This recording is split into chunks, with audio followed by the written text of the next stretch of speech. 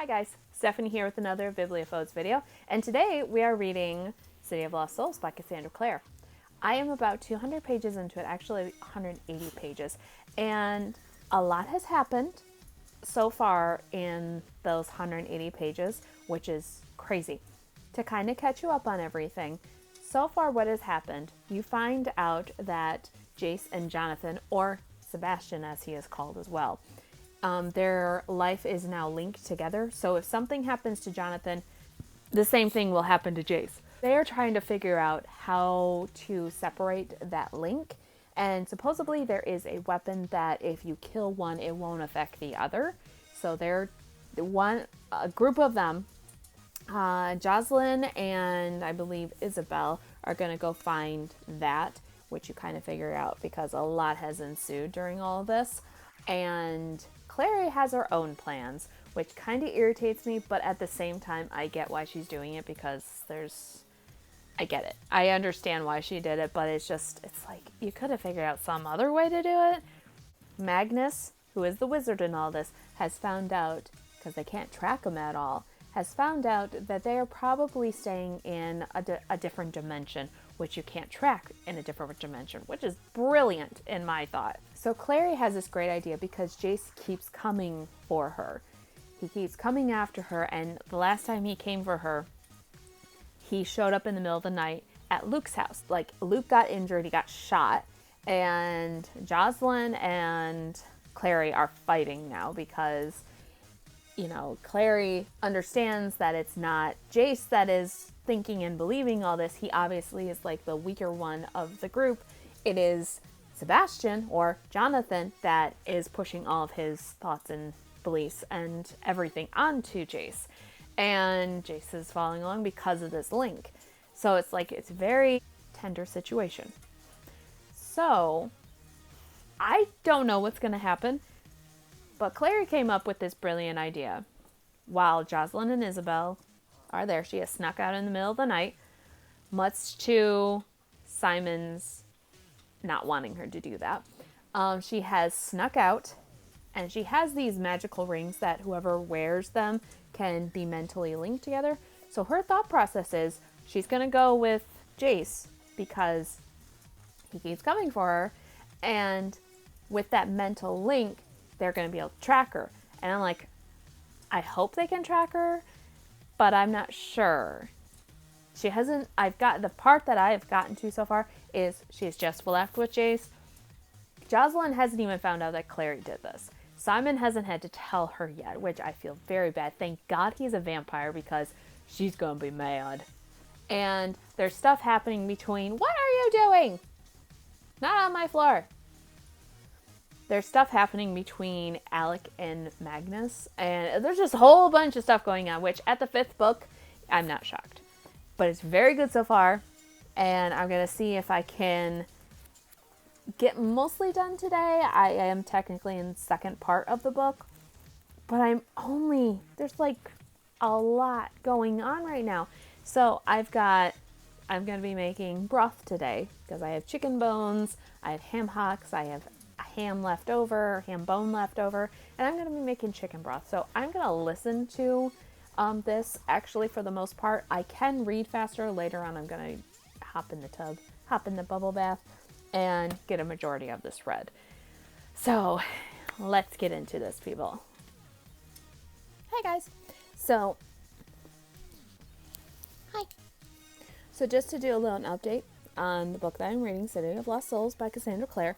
So a lot has transpired. I'm over 50% of the way through, and a lot has transpired. So Clary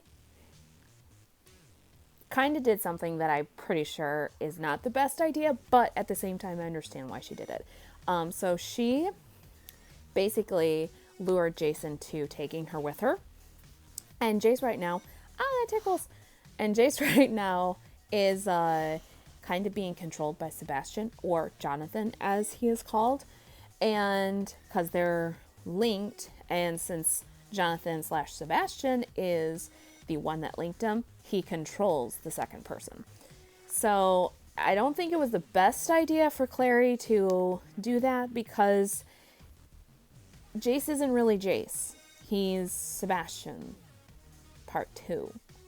But I understand why she did it, because that way that she can keep an eye on him. So she's kind of just going along as like a double agent and helping him right now. Of the other people, you have Magnus, Alec, Jocelyn, Jordan, Maya, Isabel,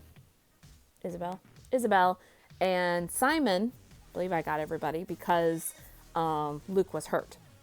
But you got all of them trying to figure out a way to be able to sever the connection between these two.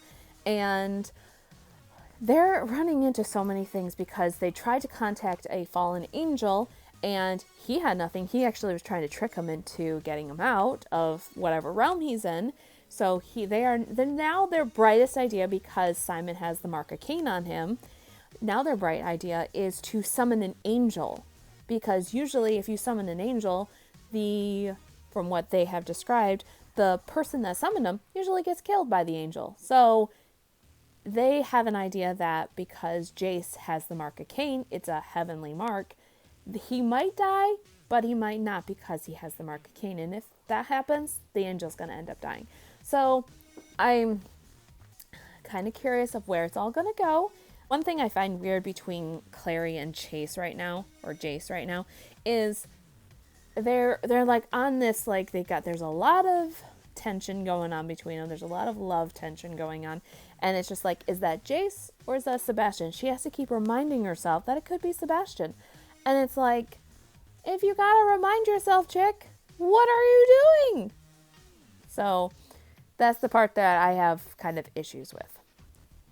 But it's going well so far. It's going very well. So I will update you guys when I am a little farther in and there's a lot more development.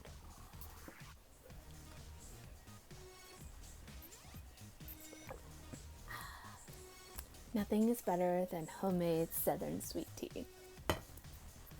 Hi guys. So, Stephanie here with the Bibliophobes video. And I'm doing a review over the book I read, City of Lost Souls, by Cassandra Clare. This is the 5th book in the Mortal Instruments series. I did a little recap at the beginning of the video, and I have finished this book. I loved it. Loved it, loved it, loved it.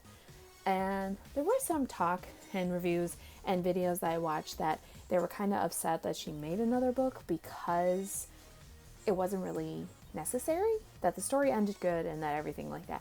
But it's like, but we are continuing on with the characters, and it's nice that we're continuing on with the characters. And the fact that the stories are really good. So, at the end of this book, wow, I can't wait to get to the last book, which is a hefty one. Look at this. Size difference. I mean, I kind of like this size. I like that it's like almost pocket friendly. This is a hefty of a book, but it'll be fine. It's well over 700 pages, but it'll be okay because I can't wait to get to that one. But this one here, let's review what this one is about. I really enjoyed it. Like I said, the writing, everything was phenomenal. The characters, I loved. There were times that I did get irritated at some of the characters, but at the same time, I don't see that as a bad thing or a downfall. I see that as not as like a poorly written character, but the fact that some of their decisions are actually irritating me, I find that good, because that means the writer has written something that is real, or that is real to you. And if you think that they're doing something stupid, it's because they probably are supposed to, and that's their character and everything like that. So I think that is a very good thing when a character irritates me, as far as like, no, don't walk into that room, you're gonna be stupid or dead or something like that. But this one, a couple of the decisions that Clary made, I was in the air about it, because long story short, which I caught up with you with the videos prior, but Jace and Jonathan, or Sebastian as they call it, and I'll just call him Sebastian from here on out, they are linked. And Sebastian actually came back from the dead and is linked to Jace's life. Because of this, Clary is trying to find a way to separate them, and also trying to figure out why he's back and what he's planning on doing, because he is a kind of a crazy half demon guy, and it's some of the things he does is really weird, but I mean, he is half demon, so that makes sense. So as we go along, Clary decides to follow them into this other dimension that they are hiding in, because they're hiding in dimensions instead of hiding in places so that they don't get tracked. And I was like, Clary, you have no idea where you're going. You have no way to communicate, which she thought she did have a way to communicate back to people, but that ended up falling through. Anyways, and I'm like, Clary, what are you doing? Why are you doing this? You have no way to communicate back with people.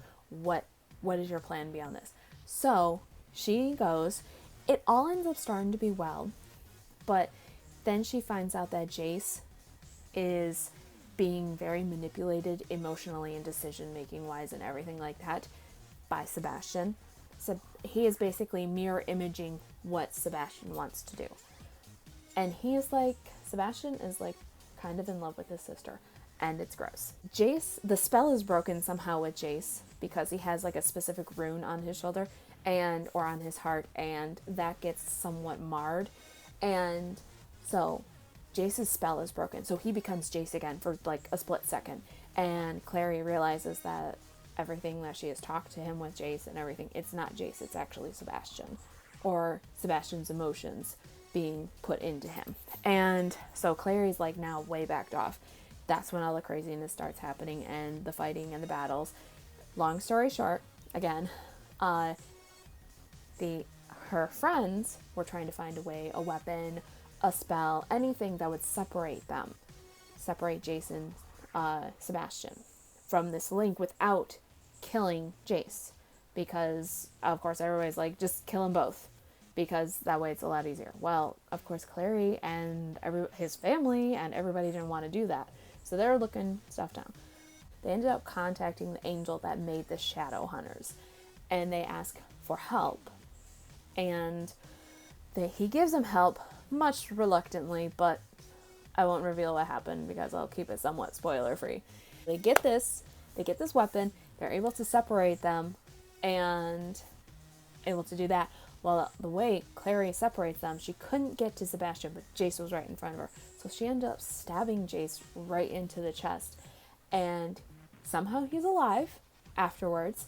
All is well, blah, blah, blah, everything's fine. Sebastian runs off and hides away because he's a chicken. We're back at the Institute, and Clary goes and visits him after a few days afterwards, much to the Silent Brothers' reluctance for her to see him. And something is weird about Jace. He now has heavenly fire in him, which I can't believe that happened.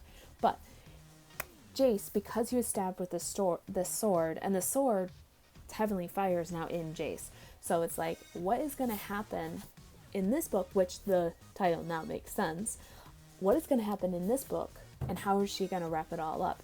And that's where they leave you off. So this book was really, really good. I highly recommend this series to anybody. It's a very good book. That is what I thought of this book. Now, let us read this one. And then, of course, I'll do a review overall of what I think of the whole series. It's been a while since I've read City of Bones and all of them at the beginning, but I'm fairly certain I remember most of it. Let me know what you guys think down below, and of course, this is Bibliophobe signing off.